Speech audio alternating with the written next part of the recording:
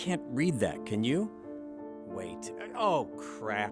Oh, dear God, she's doing it. Now. Do it now!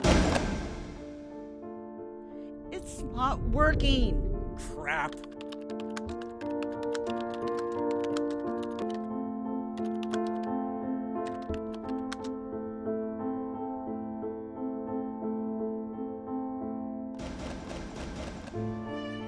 So, am I what you imagined? Is this what you thought a suicide widow would look like? Oh, wait. You've probably never thought about what a suicide widow looks like because polite society hush and hides all things suicide. Clearly, we've seen evidence of that already. She doesn't know it's us, does she? Of course not. She can't see us. And you don't have to whisper. There's no way she can hear us. Okay, I definitely know who they are. And just like you, I can hear them. But here's the thing. They don't know that. And if we can just hear their uninhibited commentary, it's going to be deliciously informative. So just go with me on this. So, hush and hide all things suicide helps people sleep better. But here's the thing. Hushing can't change reality. I still wake up every morning a suicide widow. And maybe you're here because you're a suicide widow too, or you've lost someone precious to you to suicide. Either way, I'm deeply sorry. You're in the right place. Your sorrow is safe here. Or you might be watching this because you want to comfort someone who's grieving a suicide and you have no idea what to say. Again, you're in the right place. But if you're the creepy voyeuristic type that was hoping I would be a pitiful victim type draped in black telling horrifying stories, clearly I'm a disappointment. You're welcome to stay, but the last thing any of us need is a pile-on of sorrow. So, Suicide Widow Etiquette. It's actually an uplifting story, a story of hope, a story of restoration, a true story, my story. But before we start, I have learned the hard way. I need to tell you about my husband's suicide, or else you could be busy creating awful plot lines in your mind and you won't hear a word I say. My husband's suicide was in 2009. If there's such a thing as a kind and gentle suicide, his was. Now, what people always want to know about suicide is the how and the why. The how is this. My husband was a pediatric dentist, and he used his dental skills to help himself fall asleep forever. He was a successful man.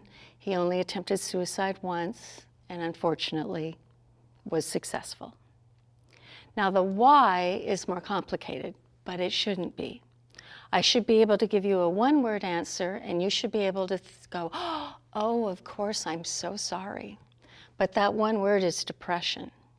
And we live in a society that is hell-bent on making all mental illness a choice, a weakness, a character flaw, a deficit. So I'm going to tell you what my husband looked like from my point of view. It'd be better if he was here to tell you, but he can't be. So here we go. My husband's depression started a decade, probably if I'm honest about it, a good 12 years before the suicide. 12 years? No, that can't be right. First, he did what we all do, ignored it, bucked up, the whole real men don't get depressed thing. But the depression got worse. So he went to therapy. And he did what we all do with therapy too, is blow that off and tell the therapist exactly what the therapist wants to hear. And the depression got worse. So he went to his doctor. Actually, he got real with therapy after that too, to give him credit. And then he went to his doctor because the depression was still getting worse and got meds. And still, the depression was getting worse.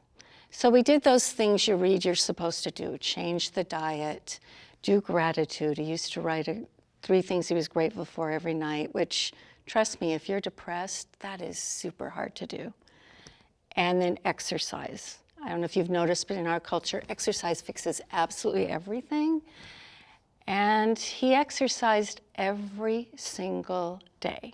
I don't know too many people who are whole and well that exercise every single day, but that's how much my husband wanted to heal. He wanted his life back. He was not weak. He worked harder to heal than I have worked on anything in my life. I admired his strength. But still, the depression got worse. So now we're, 7 years into this. The depression is getting deeper and darker, so we add in psychiatry. Psychiatry? Wow, I had no idea. This means more meds, more talk therapy, but still, the depression was growing dangerously dark. And at some point in this time period, it turned clinical. Clinical depression is not common, and you do not want to land there. And the best way Artie Me can describe clinical depression to you is this. Just as cancer eats away at the healthy cells in the body, balance in your brain gets eaten by clinical depression. It distorts reality. It robs you of basic decision making. And it adds fuel to those voices that we all have in our head. You know, the voices that tell you that you're not good enough, you're not smart enough, you're not thin enough, you're just not enough at all. Oh, I have those voices. The voices in my husband's head when his depression turned clinical were wicked, vile, unrelenting. They get darker and darker, and they're so loud. And they were stripping him of his ability to sleep, his ability to concentrate, and definitely his ability to make decisions. So ultimately, these voices steal your hope, and no one can live without hope. They were slowly killing him. So 3 months before the suicide, he snapped and willingly admitted himself into inpatient treatment. They try not to keep you for a single weekend, but he was there almost 3 weeks. I had no idea. Neither did I. He was very, very sick. And when I would go visit him, the other patients would come up to me and say, "I'm so sorry your husband's struggling so much." And at the time I thought, how dear, they care, how wonderful. Now I look back on it and I know they had deep struggles to be admitted for inpatient treatment themselves, and yet my husband was struggling the most, not a prize anyone wants to win. You'd think we would have known. And yet, for 12 long years, we've been faking fineness. When we leave our house, we look like everything was perfectly normal. My husband was still working. He won a golf tournament the weekend before the suicide. But at home, behind closed doors, we were drowning in sorrow. Now, if my husband had had cancer or even a heart condition, we could have talked to people and people would have been helpful, but not mental illness, not all that judgment. Remember those voices in our heads and in his head?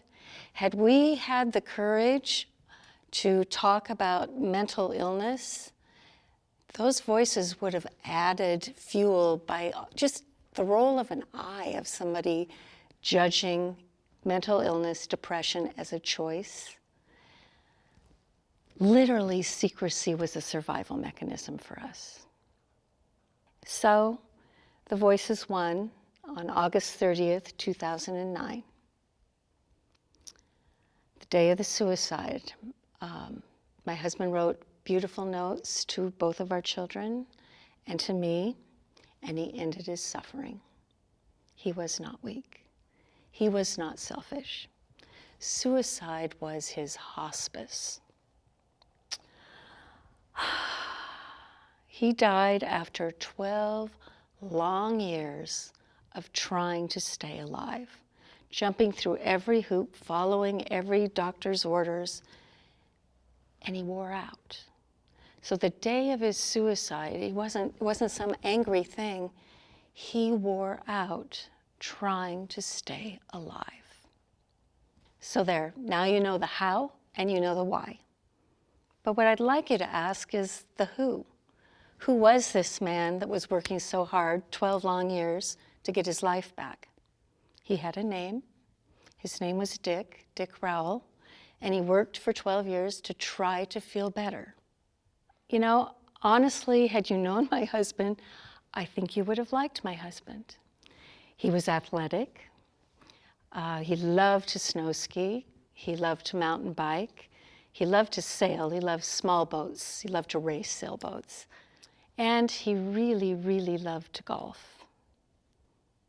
He loved to plan things. He was a wonderful planner. Loved to plan trips, especially with other families when the kids were young and we would go skiing or mountain biking.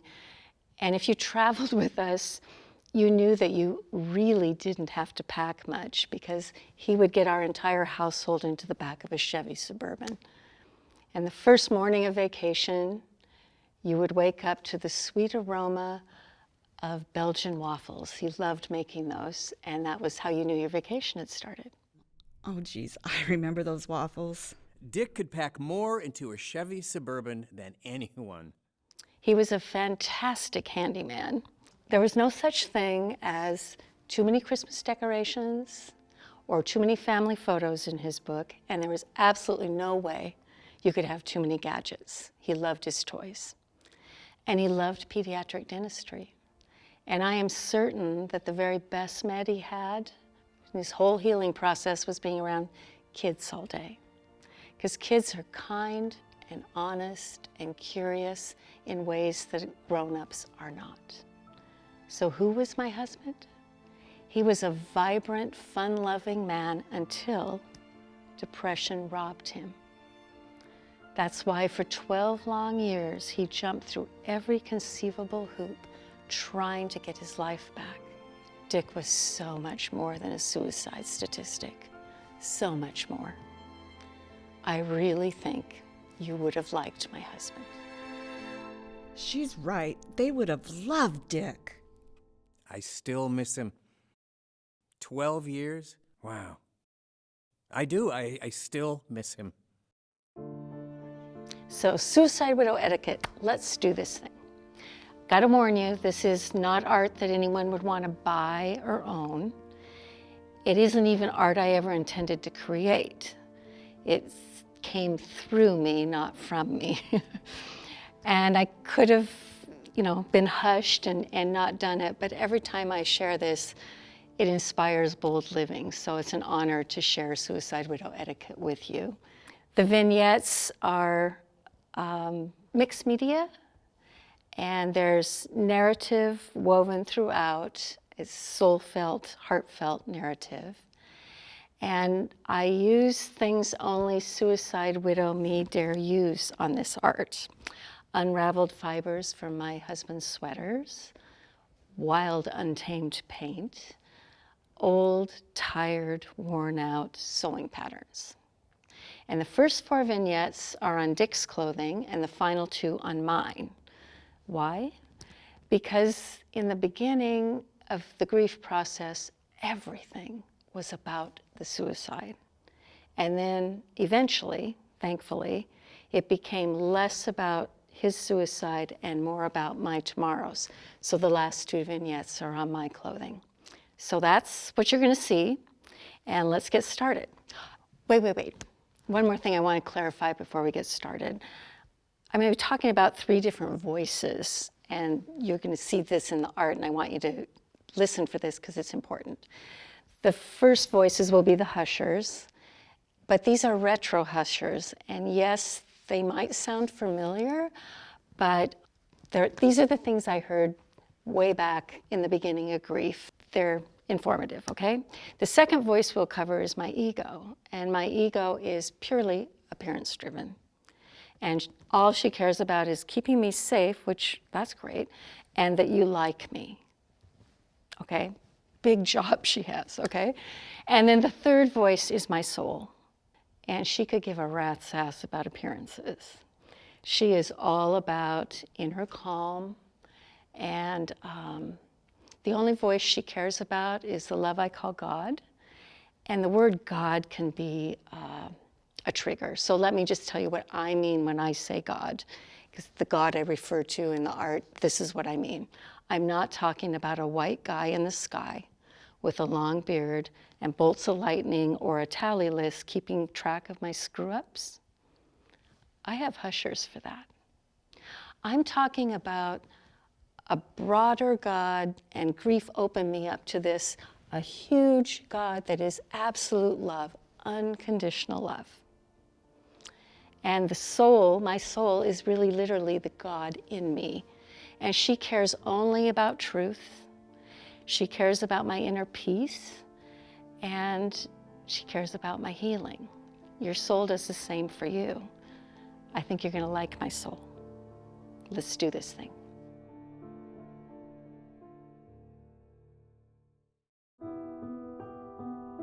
Oh my God, No, not suicide. No, no, no. I must have heard wrong. This That can't be. Oh my God, This is unthinkable. Not suicide. He wouldn't. He couldn't. It can't Can't be true. Not suicide. Oh my God. Oh my Oh God. my God, Not not suicide.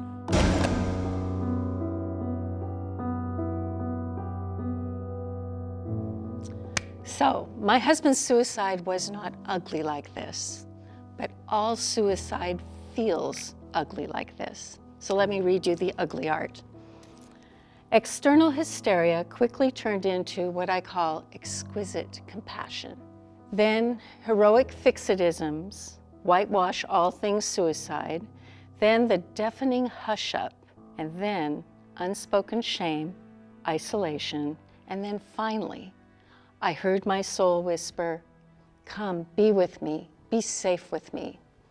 "Come," my soul whispered, "together we will heal your shattered heart." Now, right after my husband's suicide, there was all that noise to begin with, and then it got really quiet. And it got quiet because when some shocking, jolting, awful news comes your way, your ego can't cope with that. And your ego is wanting to keep you appearance-driven and likable and safe. So your ego, I swear this is true, psychologists would argue, I'm sure, but I think there's a little room in your brain, a little emergency conference room, and your ego rushes into that, slams the door shut to figure out a fix-it plan, because it wants you to survive this. While your ego's in that room, it gets really quiet. And when it's really quiet, you can hear your soul. And that is when exquisite compassion happens. Because whatever this jolting event was, whether it's suicide or something awful, you are willing to just help in any way you can. You're one with the person in sorrow. You're one with the suffering. This is why people run into burning buildings to save a stranger. But the thing with exquisite compassion is it's really short-lived because your ego is smart. And it comes barreling out of that conference room and it says, whoa, whoa, whoa, whoa. Before we do this whole do-gooder thing, let's ask some questions here. Why did this happen? Who let this happen? And how do we be sure this never, never happens to our world? So after my husband's suicide, there was a beautiful period where I was on the receiving end of exquisite compassion. I treasured it, I still treasure it. But the honeymoon was short because their egos all wanted a reason why, and they wanted it from me. Why did Dick kill himself? And the only reason I could give them was the truth, depression. But the egos don't like that word, depression, because remember, we've got to find something that insulates us permanently so this never happens to us. And if you're at least bit aware human being, we all get depressed. Depression is a rational, reasonable reaction to sorrow.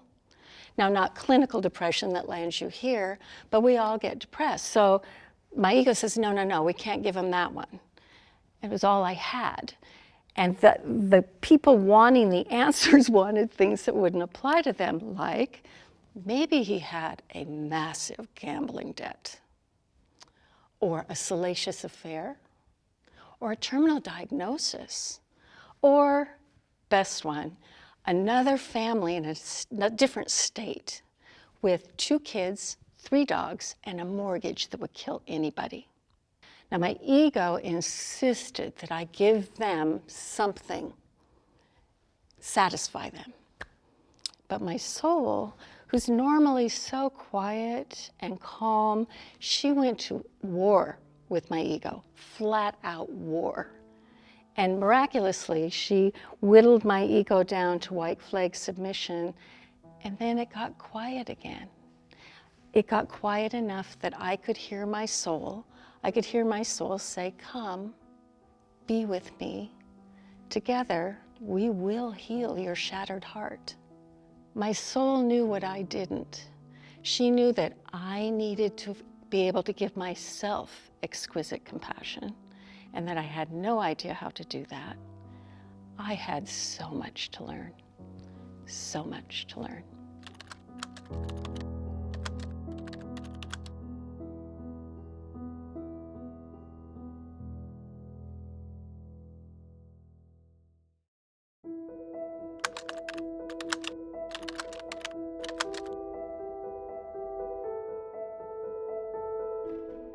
You saw her today, right? How did she seem? She's gonna be fine. Time heals all wounds. She needs to stay strong, especially for the kids. Exactly. I reminded her that God doesn't give us more than we can handle. And I told her we both know exactly how she feels. Remember when my uncle died? We both felt blah, blah, blah, blah, blah, blah, blah, blah, blah, blah, blah, blah. Really? They knew how I felt? I didn't know how I felt. But all that aside, let me do this second set of art. The moment they heard, they promised, "You'll be fine." Now, this is a letter from my soul to them, and it reads this way. "Dear they, you're right. She will be fine, eventually. She was faking fineness to calm everyone's horror. Consoling others is no longer her job. I fired her. Yes, I fired her. Her people-pleasing days are over. She's too stupefied, panicked, shattered, weary. Understandable. She's never been a suicide widow. Healing hinges on feeling her way to wholeness. Messy work, but she can do it. I will help her. Souls do that. Sincerely, her soul. P.S. I know you're hurting too. Can I give you a tip? Be still. Hear the quiet whispers of your own soul. You'll be blessed with comfort, wisdom, divine TLC. Now, these are the soul whispers I'm hearing inside of me, and it reads this way. Unravel pretense.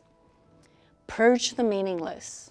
Clear space for divine intimacy, compassion, acceptance, restoration. Now, after the suicide, even my appearance-driven ego had to concede that no one is fine after a suicide.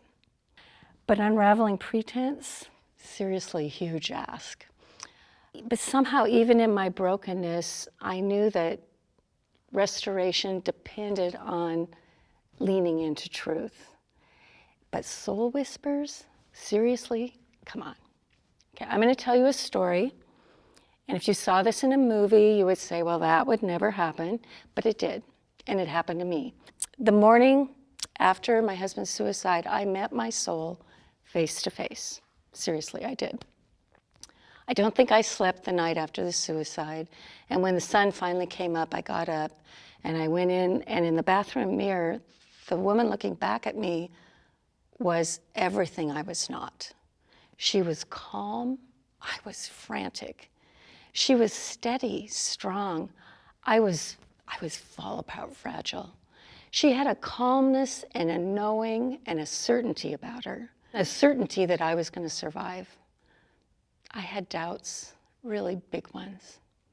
I remember thinking 3 things when I looked at her. First, I like you. Second, I need you. But 3, no, I am way too tired to make a new friend right now. So as if I could dismiss my own soul, I trotted off to the kitchen to make coffee. Knowing my soul as I do now, I know she giggled, zoomed out of that mirror, beat me to the coffee pot because she knew I was incapable of making coffee the morning after my husband's suicide. My soul's voice is decidedly different than my ego's. She is kinder and gentler, but she is a bit pushy. She did fire me from people-pleasing, and I'm here to tell you that on all of planet Earth, at this moment in time, I was one of the best. So to fire me from what I was the very best at doing took a lot of doing. So how do you undo something that you're so conditioned to do? This is what a soul does. She takes me way back in time to show me how I got started on this whole people-pleasing journey. And it was way back to like age 4. And remember when grown-ups used to ask you this question, and they would ask it in this really sing-songy way, you know, what do you want to be when you grow up? Well, 4-year-old me knew I wanted to be a tightrope ballerina, but that didn't go over real well. I was lectured on how not very many people become ballerinas and a whole safety thing on tightropes. If you want to keep a 4-year-old safe, keep me away from stove burners. The worst thing you can do to a 4-year-old is destroy their imagination, and that's really what happened. They were trying to convince me to be practical instead of the world of possibilities. And at 4 years of age, the world is all about possibility and imagination. But I wasn't that deterred. But as the years went on, I never really seemed to get this answer right every time I was asked. So by age 6, I'm now in school, and I'm starting to think, you know, I better figure out this what do I want to be thing. So I sat down with my soul, and my soul and I at this time were tight. My ego was there, but it wasn't noisy yet. And we nailed it. We knew exactly what I should be when I grew up, and everything about me was arty. My ballerina twirls were arty. The way I poured cereal into my cereal bowl, arty. The way I folded a washcloth, arty. So I was ready for that question the next time it came. Unfortunately, the next time it came was not an ideal setting. My parents used to entertain, and before my brother and I would go to bed, they would have us come out to the living room and say goodnight to everybody. I hated doing it, but we had to do that. And unfortunately, in that setting, someone asked, what do you want to be when you grow up? Oh, but I had my answer. So I didn't answer, actually, I proclaimed, when I grow up, I will be an artist. The only response I should have heard should have been, awesome, can't wait to see what you create. But this is what I heard. You can't make money doing that. Well, that's nice, sweetheart. But you're going to need a real job, too. And, you know, art can be a lovely hobby. My soul was spitting bullets mad, but not me. I was genuinely just devastated 6-year-old kid. I was just told that what I was literally born to be was a hobby. The 6-year-old me wasn't even really sure what a hobby was, but it was really clear that you don't make money at it, and evidently money is some huge big deal. So I did what was logical, I think, for a 6-year-old to do. But my soul adamantly disagreed with this, but I did it. I took my little 4-year-old twirly tightrope self and my 6-year-old arty self, and I handed it over. I handed my power to the grown-ups. And I said, you know, hey, you tell me, what should I be when I grow up? They're grown-ups. In fairness, I trust these grown-ups. They've taught me, they've kept me safe. They're doing the grown-up thing, so I just gave them my power. And my soul is so upset, and she's begging me not to do this, but it's literally as if there's a conveyor belt called life, and I'm just gonna hop my little body, my little 6-year-old self up on this conveyor belt and be a good girl and do what they tell me to do. And my soul is pulling at me, no, no, no, do not do this, do not. But I did it. And I got on the conveyor belt and I said, okay, tell me how to be a good girl at 6, tell me how to be a good girl at 12, and 17, and 25 and 35, and off I went. And it worked. And there were times, yes, there were absolutely times I pushed back with the arty thing, but usually within the confines of what was appropriate on my conveyor belt. And there were a couple times that I actually did jump off that damn conveyor belt and ran to actually pursue my destiny. But I always came back. That's the difference between Albert Einstein, Oprah Winfrey, and me.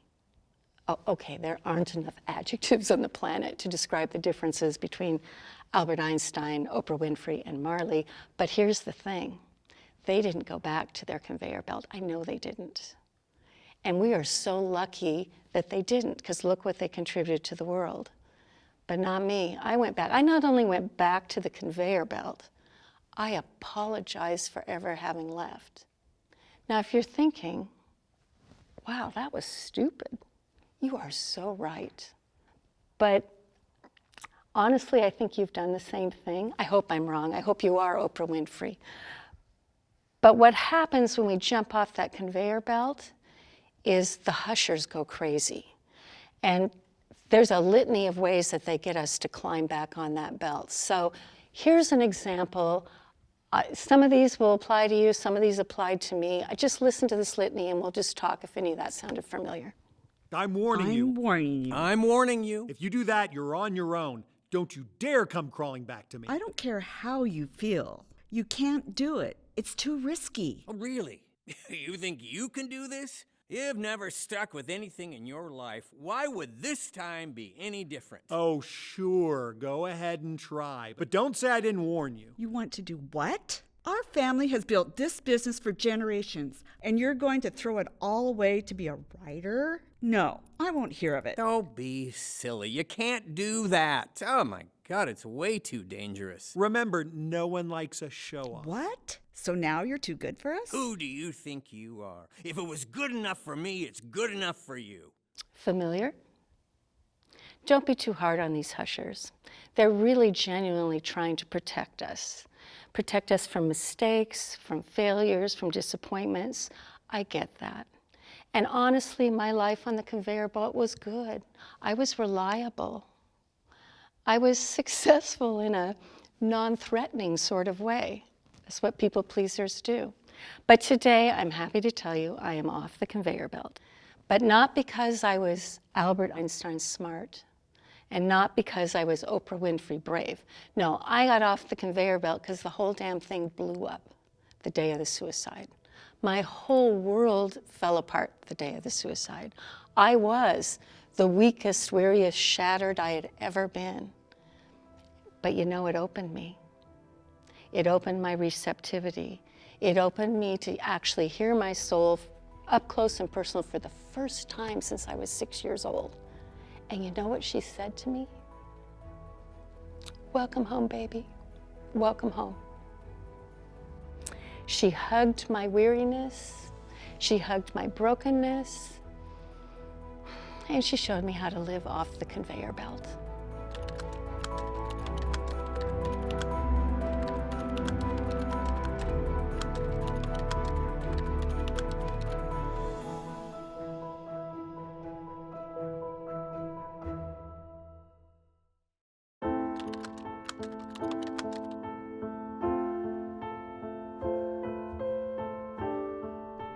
Susan saw her today and said it looked like she'd been crying.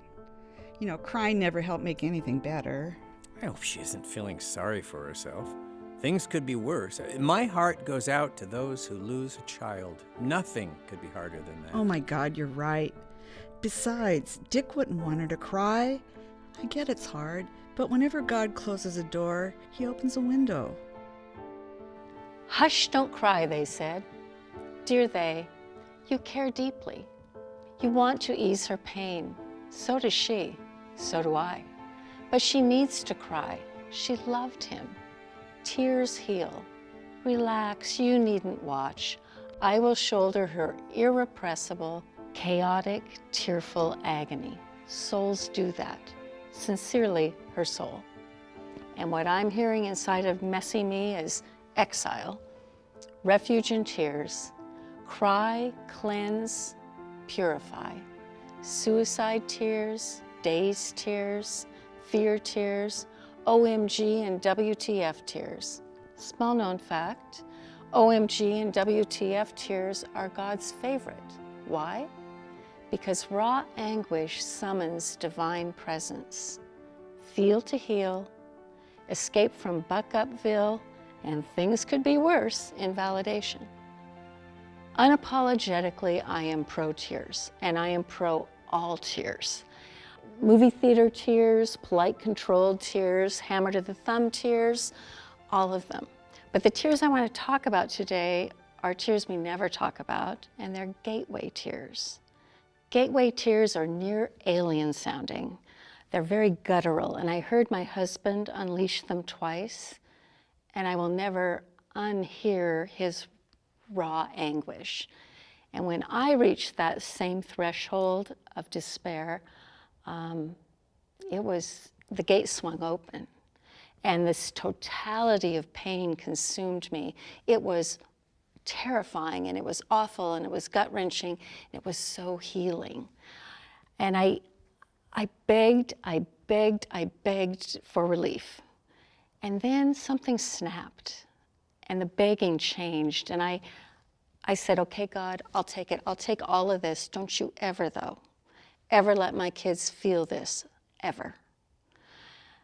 And then my begging grew. It became inclusive, logically to family, but it grew all the way back to the, I guess, for lack of a better term, the a-holes that had caused this deep tumble into near alien sounding gateway tears.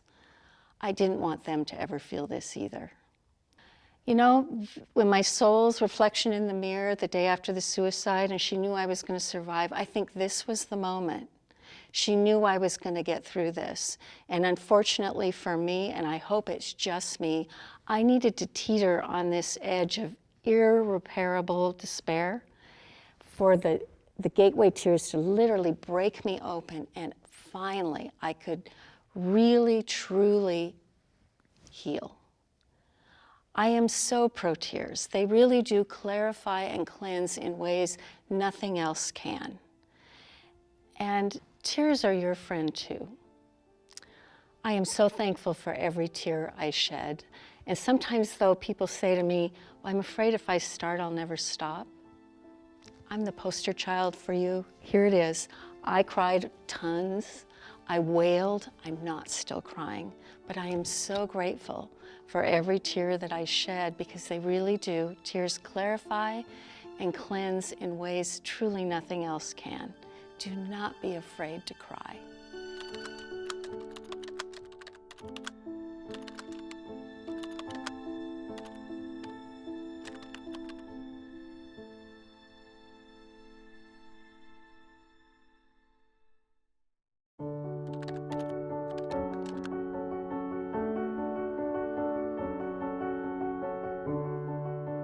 Jeez, how long has it been? I know suicide is hard, but all death is hard. She needs to get past this. We both know every cloud has a silver lining. I know. I heard she called herself a suicide widow while having coffee with Emily. Oh my God, she didn't. She did. She's not a suicide widow. She needs to find her big girl pants and just move on. Stop saying suicide widow. That's not who you are, they said. Dear they, funny thing about reality, it's real. Suicide widows are suicide widows, and more, of course. This particular suicide widow opted out of the denial game. By owning her reality, her sorrows, her fears, hopes, even an occasional joy, she unlocked the porthole to a doable, sustainable, sanctified recovery. Makes a soul proud, sincerely her soul.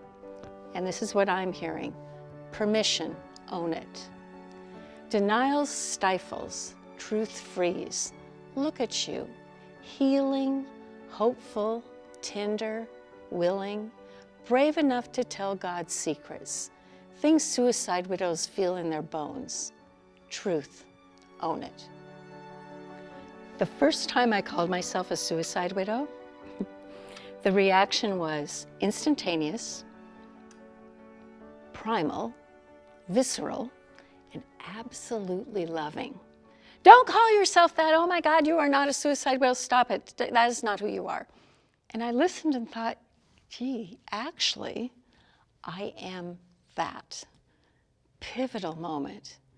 This was a time when I was either going to own my truth, own my authenticity, get into my authenticity and help it grow, or I was going to hurl myself all the way back to the people-pleasing thing and let people decide who I should be, how I should act, who I must never be. I didn't want to do that. Instead, I listened each time people push back on the suicide widow thing, and I listened as a spectator, and I learned it wasn't even about me. They were afraid, and I'm afraid too. Suicide's an awful thing. They just really were afraid of being me. I mean, what if that happened to me? How would I handle that? So it's beautiful that they didn't want me to be a suicide widow, because truth is, I don't want to be a suicide widow either. But if you're going to heal, you have to lean into your truth. And that's how authenticity is born. And welcoming my reality, even the most unwelcome of realities, was essential if I was going to actually heal and move on and become more authentic than I'd ever been on a conveyor belt.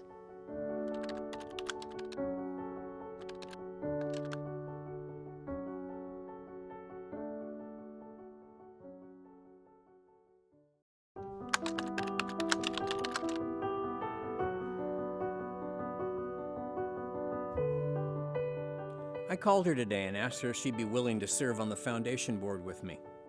We only meet every other month. She said no. She's got to stay busy. Yeah, like my grandma used to say, when life gives you lemons, make lemonade. I'll ask her to help me with the clothing drive. She used to like to do that. Good luck. Maybe you can get a yes out of her. She used to always be the first to volunteer for things. Stay busy, they said. Busy, busy, busy. Dear they. You're ready to put her to work. You've noticed she's stronger. She's smiling more. She's more like her old self. Except she's not. She's better. Resisting the rush to suppress feelings via distracted busyness, she discovered the most consequential work of her life: awakening, revitalizing, reprioritizing, sacred busyness. Makes a soul proud, sincerely her soul. And what I'm hearing in me is clarity in chaos. Pause, remember, the day of the suicide, God granted clarity. Instantly, you knew what to hold dear and what to release. Cling to clarity. Rebuild life thoughtfully. Clarity bonus. They and their suicide phobias limit you no more. Whew. You've arrived where grief starts for non-suicide widows. Give or take, all grief is one of a kind. This point in my grief was the most likely to derail me and send me back to my conveyor belt life, because before my husband's suicide, I worshiped the whole busy, busy thing. I really did. My internal self-worth hinged on the quality of my external busy, busy, busy. And now there was pressure to go back to that, to become the busy people pleaser again, to return to the things that the people, they all wanted me back doing. But I had changed permanently. There's just, the authenticity was starting to build, and the thought of falling back to the people-pleasing thing, it had lost its allure. The exterior busy, busy, and the see and be seen stuff. It wasn't that I didn't care anymore, I just didn't need it anymore. And the struggle to be authentic will always be with me, but it has started to take hold. So this is an exciting point in grief, and it would have been risky to go backwards. Sometimes when I'm speaking in my now healed voice, People romanticize that this journey through grief, and it's been hard, right? It was spiritual and insightful and champagne and roses, but that kind of dried up when COVID hit. Because suddenly people, if they thought they were going to pause and maybe listen to their soul, they had the opportunity, but nothing pointed out our cultural addiction to busy, busy, busy faster than a full-on global pandemic. People begged to get back to the busy, busy, busy thing. But we were given a collective opportunity, an opportunity that suicide widowhood had given me too, and that was a chance not only to get off the see and be seen stage, but to really face level upon level of uncertainty. And you can tell me, do you think people felt like that was champagne and roses? No, it's hard. But I think if I could sell you anything, which I'm not a salesperson, I would sell you on stopping your world long enough and make it quiet enough so that you can hear those soul whispers, so that you can move forward, and the quiet time is worth it. And it's not like while I was grieving, I wasn't doing anything. I was busy in a soulful way. And what that looked like was this. I was writing a lot. I was writing about, there were just a lot of deeply spiritual, nurturing things happening to me as I grieved. And I wrote and wrote and wrote and wrote. And then about 2.5 years into the grief, I got a little tap on my shoulder. And this voice whispered, whoa, whoa, start younger. I had no idea what that meant. But when I got back to the keyboard, a muse took over. And she wrote a children's chapter book. It's called Sparkle Always. And relax, it has nothing to do with suicide, but everything to do with authenticity, everything to do with reconnecting with the core of you, the soul of you, and learning how to manage those voices of your ego and the exterior hush that we all have to deal with. So I love the story. It's magical. 5 children. They all go into individual sparkle rooms that are identical, and they are 6-year-olds when they do this. And they all do something fabulously different, and then they get to come back when they're 12. And you can guess what happens. By age 12, they don't even want to come back, and they've already been influenced, like we all have, by the exterior and the ego, and they've kind of lost track of who they are. And that reconnection process mirrors exactly what I went through with my grieving process. So loved getting that done, and that is, I think that qualifies as a busy, busy, busy thing. And then about 5.5 years into grieving, and yes, I was still grieving at 5.5 years, my little 6-year-old self popped up, and she grabbed my hand, quite forcefully, I might say, and she looked at me and she said, "Damn it, woman, we're gonna do some serious art making." And that's when Suicide Widow Etiquette happened. Again, it was something that came through me, not from me. And I'm thrilled that it's done. And both Sparkle Always and Suicide Widow Etiquette really address the need to stay in soulful busyness. And I'm really thankful that I had that opportunity.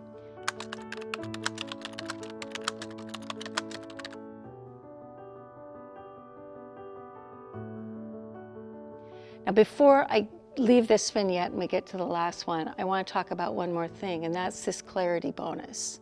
They and their suicide phobias limit you no more.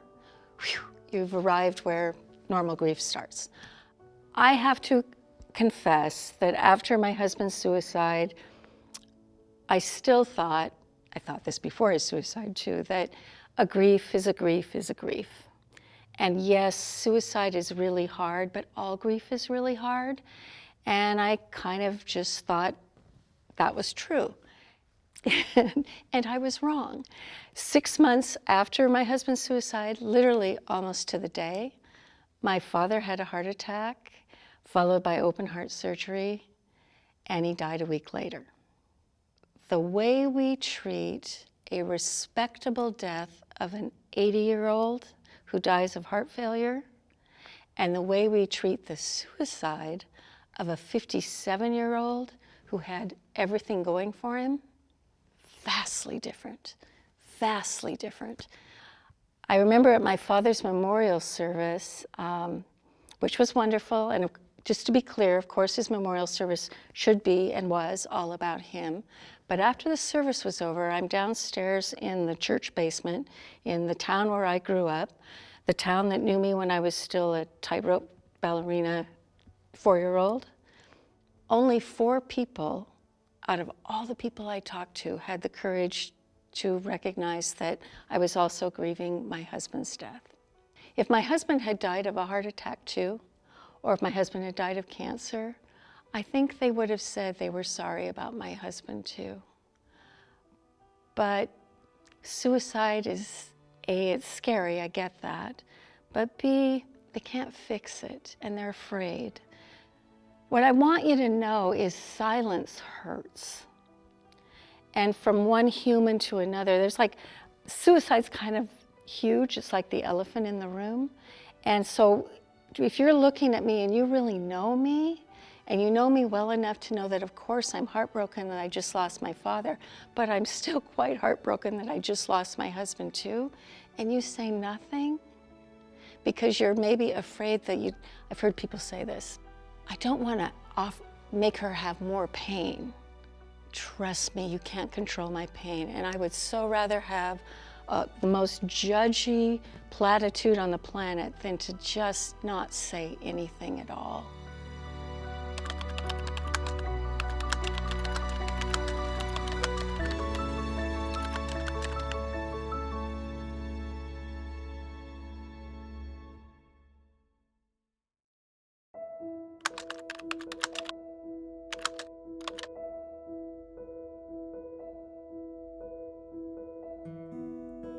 P.S. Don't be afraid of me. I'm still me. I still love a good sip. Still love all things chocolate. Still love shared belly laughs. In this last vignette, the Dear They letter is from me to all of them, and it reads this way. Dear They, thank you for loving me despite my suicide widowness. I know my sorrow increased yours. When my soul put a stop order on my usual people-pleasing and the whole busy, busy, busy thing, you were confused, worried, flat out frustrated. I needed separation. Behind closed doors, in the safety of be still and know, I befriended grief's wild, ugly tears, messiness, from the gut honesty. In solitude's purity, I heard my soul whisper divine truth, welcome wholeness, allow healing. Gratefully, the suicide widow. And this is what my soul is saying to me. Become free to be you, bold you, brave you. Seriously, God doesn't make mistakes. So be who you were born to be. Only you can. This is also my soul. Dreams change. Dreams evolve, dreams hone, polish, sparkle brighter. Unhushed hearts forever honor yesterday's lost or broken dreams, and there is always heart space for new, wonderful, vibrant hopes and dreams. Dream, dream, dream, dream, dream, dream, dream. So, this is my last sales pitch for trying to sell you on intentional grief. And I remember right after, well, early in my grief, a friend was asked by another friend, how's Marley doing? And she said, you know, she's grieving. And the friend said, oh, that's awful. I'm here to tell you grief isn't awful. In our culture, we're not good about grieving, but grieving taught me to manage those voices, manage the outside pressure, the voices of doubt out there, manage my ego and listen to my soul. And in doing that, there's freedom. Freedom to be receptive. Receptive to truth, even really hard truth. There's nothing pleasant about suicide truth, but I needed to own that. I need to be receptive to it. Also receptive to uncertainty. Also uncomfortable, but I'm receptive to that, understanding that I'll adapt In fact, my slogan is accept, adapt, accept, adapt. It works. And the thing I really want to talk to you about is receptivity to wonder. And what do I mean by that? I'm going to tell you 3 stories. All 3 happened really early in my grieving process. And I needed all 3, but they really awakened me to this awareness of wonder and that love I call God taking care of me in this really dark time. The first story I want to share with you is a dream. And I had this dream literally 1 week after my husband's death. I was going to bed on a Sunday night. The suicide had been the previous Sunday. The following Monday is Labor Day, and I'm going to go into his office for the first time since the suicide. And I have nothing to do with this dental practice, nothing. So I'm scared because I've got to go in and somehow write 3 letters, one to dentists so I can get volunteer dentists to come in and work at this dental practice, and another letter that's asking pediatricians and other people to keep referring patients to the dental practice with substitute dentists. And then the hardest was, of course, writing to the patients. And I felt like I needed to give the parents some guidance on what do you say to your kids. So not really planning to sleep that Sunday night, but I did. I had this dream, and I dreamt that Dick and I were walking towards his car. Now, this car, just so you know, I know my husband loved my kids, and I know he loved me, but he also really loved this car. I think he loved us more than the car, but it was right in there. So there's nothing about this car that is Marley. It is entirely his car. We're walking to the car, and he's walking next to me, but my dreams never make a lot of sense.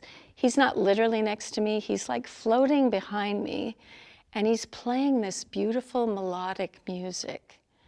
And everything about that was telling me that he wasn't depressed anymore. He was good. He was good to go.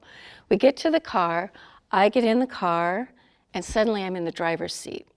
Hello, I'm about to figure out a dental practice I know nothing about. And I'm okay. I start to drive this car, but I realize the brakes aren't really working. They work just enough. I'm driving on a flat surface. I know I'm okay, but I'm coming to a ravine. And at the bottom of that ravine is a freeway on-off ramp, and there is no way I'm going to be able to stop this car. So as I'm dreaming, I'm just getting started to go down there, I grab the emergency brake in the car, and my focus is on my hand holding that brake, and my husband's alarm clock goes off. He's been dead for a week. And his alarm clock goes off when I am looking at my hand holding the emergency brake, because I needed to remember that. And the love I call God knows I don't remember dreams unless I wake up. It was a game changer for me. I was being told that I was going to be able to manage this chaos that I was walking into. Now, I will tell you, because if you're going, well, I don't really believe her, I had dusted some things on his bedside table the day before. So probably that is why the alarm clock went off. But here's the thing about wonder. You can dismiss it if you want to, but why do that? I was given such a precious gift. I was literally told, you're going to get through this. I needed that. Why would I dismiss what I needed? Second story. This is now the end of November, and I'm going into the car shop to put snow tires on my car. And it's very crowded because the weather forecast has snow in the forecast. So I go in the waiting room, which is packed. And literally, I kid you not, everyone gets up and walks out of that room except for one woman. And I had showered. I don't know what the deal was, but they did. They all left except for this one woman. And I looked at her and I did that panic we all do, like, I know her, who is that? And she had the same look on her face. We were both doing that, ooh, crap. So I said, I'm Marley Rowell. And then she gets the, oh, it's the suicide widow look on her face. Great. And she said, I've been meaning to send you a card.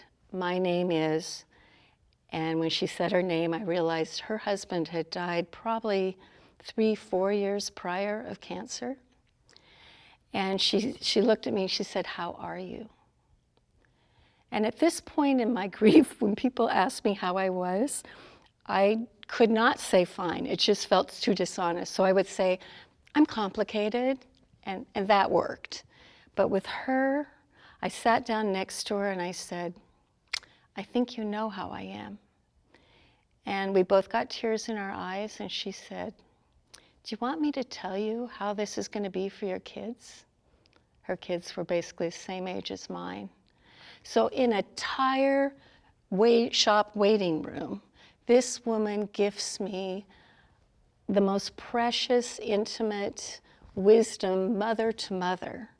That is wonder, and it was wonderful. Third story, nature. We've all had those moments of wonder and awe. And when I say wonder, I mean those moments where your breath is taken away and you're frozen. You're super, super in the present. And you've seen it when you had a fabulous sunset. You felt wonder, rainbows, those things. This happened to me in January. So we've did the tire change in November. It's January. And I don't know it yet, but my dad's going to die in a month and a half, right? So I honestly see this as a sequence of prep. And it's 3 a.m. on a January night, house is cold, and I wake up and it's like lights just pouring in my bedroom, and I think I've left a light on in the living room. And I don't want to get up, it's cold, it's January, but when I was a little girl, my dad used to charge me a penny if I ever left a light on in a room. So, dutiful Marley gets up, I go out to the living room and there's no light on, but there's a full moon, and it's illuminating the trees in the bottom of my yard. I live on a hill, and at the bottom of my hill there are all these trees lining the property, and a lot of them are oak trees. And I live in Oregon, and oak trees by January, they're stripped bare, and frankly, in my state of grief, I've just decided all these trees are dead. And the oak trees are covered in this moss, but it's not when you think of moss as the soft green furry sort of moss, it's not that. Oak trees are covered with a very light color, I would call it almost gray. It's a green gray, and it's very coarse, very textured. And the moonlight is hitting these trees, hitting that moss, and they are ignited. It is so beautiful. They all look like they've been lit for Christmas.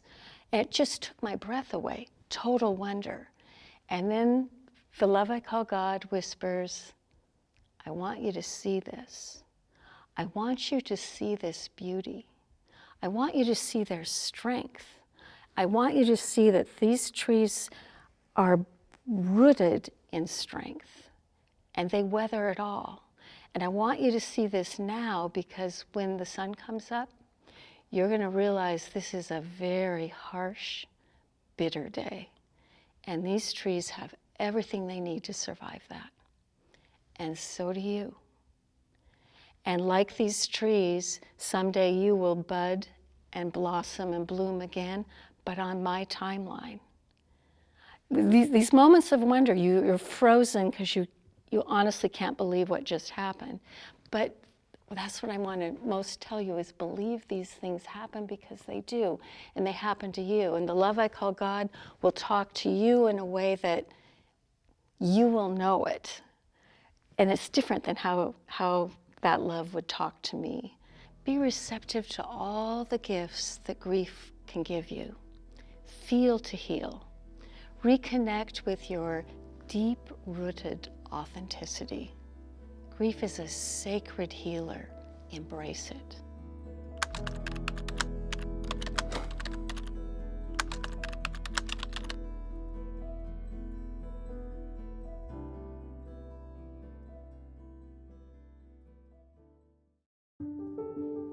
So there you have it, Suicide Widow Etiquette. I'm going to give you a quote from Ian Thomas, because it sums up my journey. He said, "Everything has changed, and yet I'm more me than I've ever been." I could have started with that and saved us both a lot of time, but where's the fun in that? Besides, I think you need to hear the mostly happily ever after part. My journey through grief was messy at times, ugly at times, but all of it worth it. And the woman I was the day before the suicide and the woman I was forced to become the day of the suicide have forged a union. We need to share with each other the wisdoms and failures, the triumphs, the terrors, the joys, all the way from childhood to womanhood. All of that has blended into a beautiful knowing, a oneness, a calmness, a oneness with soul. My soul and I are no longer separate.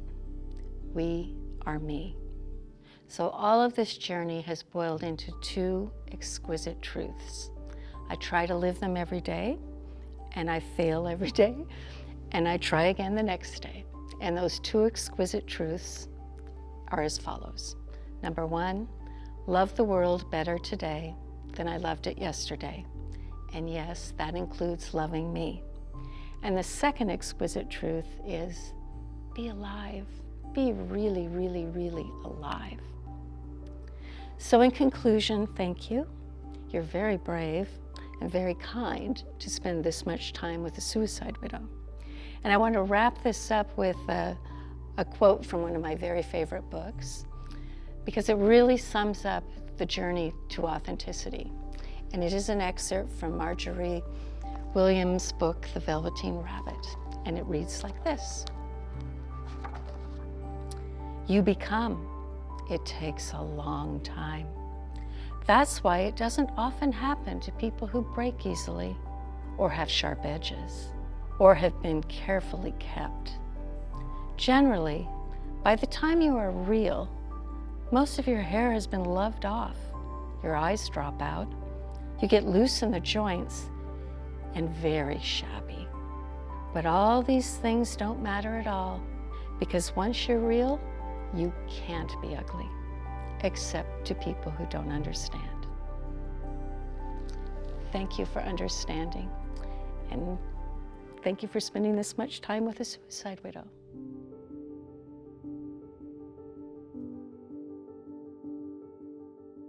That wasn't what I expected. Me either. I'm not sure what I expected, but I thought it would be, I don't know, depressing.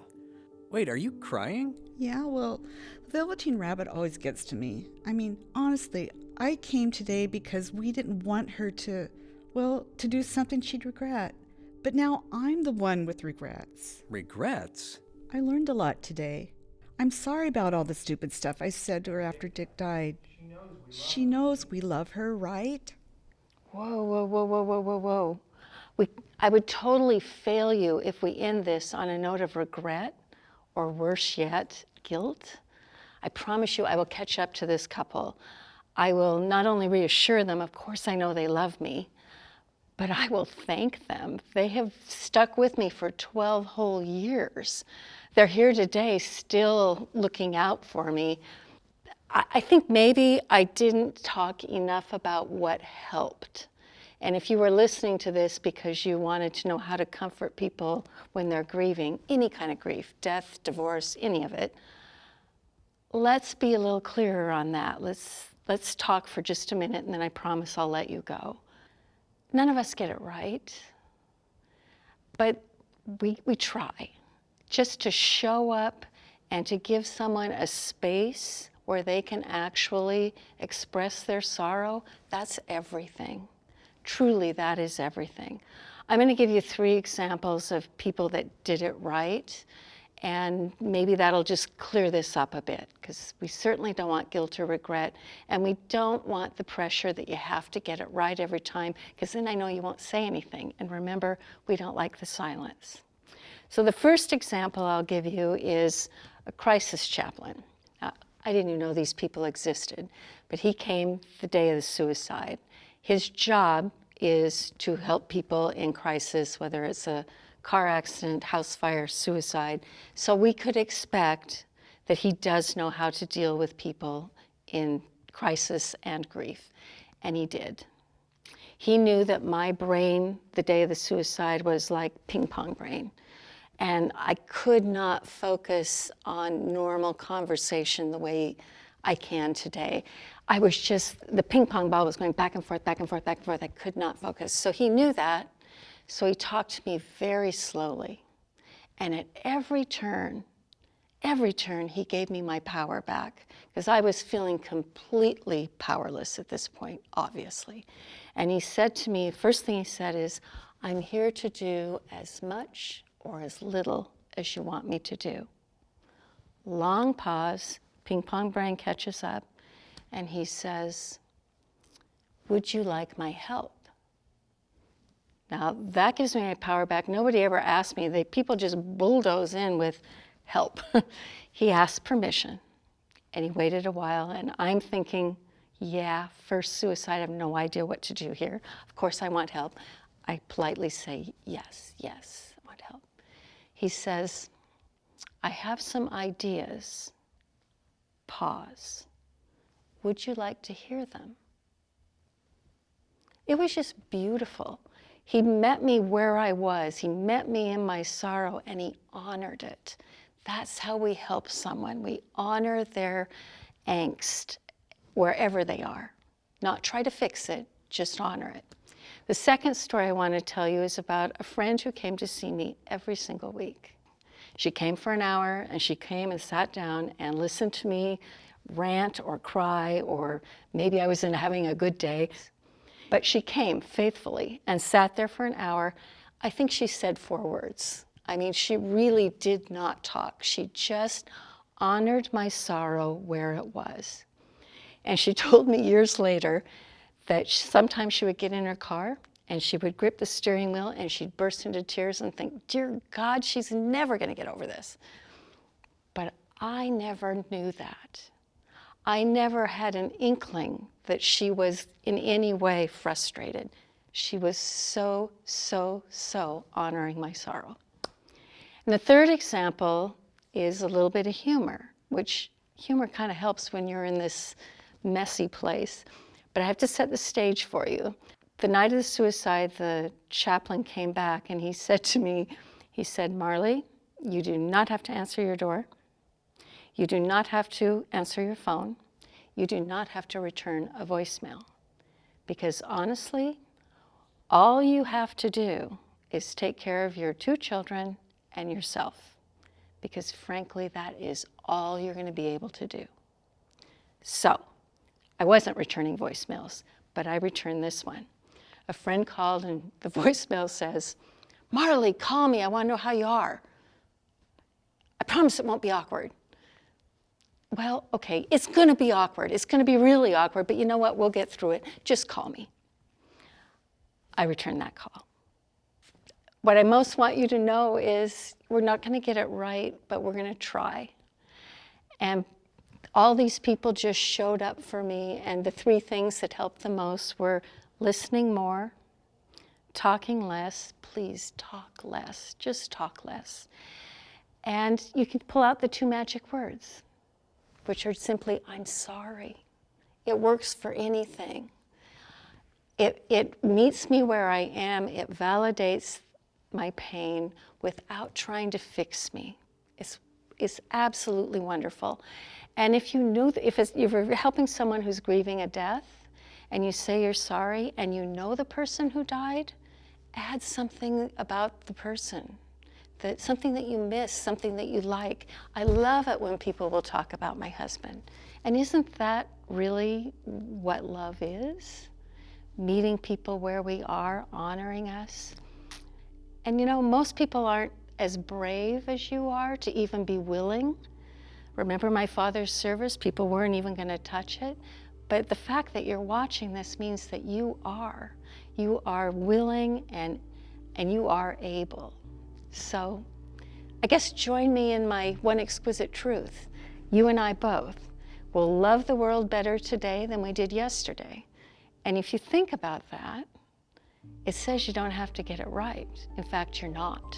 So today we're going to love as best we can, and tomorrow we're going to try to love a little better. Take the pressure off. Do the best you can. And I think the world will be brighter, and I think we'll all sleep better knowing that we tried. So bless you.